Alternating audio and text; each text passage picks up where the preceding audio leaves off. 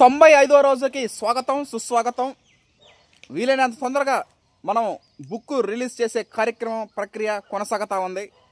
అందులో భాగంగానే ఈరోజు టీం మెంబర్స్ గురించి కూడా మీకు తెలియజేయడం జరిగింది. ఒక 5 టీం మెంబర్స్ని పరిచయం చేయడం జరిగింది.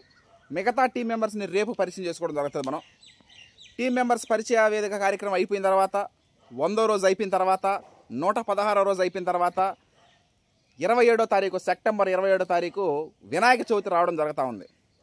వినాయక చవితి శుభ సందర్భంగా ఆది దేవుడైనటువంటి వినాయక స్వామిని పూజించుకొని, అంటే మట్టి విగ్రహం పెట్టి చేస్తుంటారు కాబట్టి ప్రతి గ్రామాల్లో ప్రతి ఊర్లో అది అయిపోగానే మనం బుక్ రిలీజ్ చేయడం జరుగుతుంది. అది సివిఆర్ పద్ధతిలో వరి సాగు నా అనుభవాలు 2021 నుంచి ఆ ప్రక్రియలో ప్రతి ఒక్కటి క్లియర్ కట్గా రాయడం జరిగినది. Prakrutiratna Harshat Vihar and team members ఆ బుక్ రాయడం జరుగుతూ ఉన్నది. Thank you. 95వ రోజుకి మన వరి సాగు ప్రయాణం జరుగుతూ ఉంది. అందరికీ స్వాగతం సుస్వాగతం. వెనక పక్క ఎదుగో పైరు గడ చూడొచ్చు, ఎన్నులు గడ మొత్తం వచ్చేస్తున్నాయి. ఈడ కొంచెం పరిసరాలు శుభ్రత చేయడం జరుగుతుంది.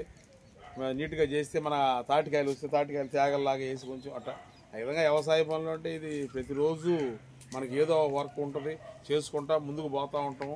ఆ విధంగానే కళ్ళల్లో ఈ 30 రోజులు కూడా అయిపోతాయి. అంతలోగా మనకి ఉరికోత రావడం కూడా జరగద్ది. ఆ విధంగా ముందుకు పోతున్నాము. అంతా బాగుండాలి, అందులో మేము ఉండాలి. Okay, thank you. 1000 కళ్ళతో ఎదురు చూస్తూ ఉంటారు టీం మెంబర్స్.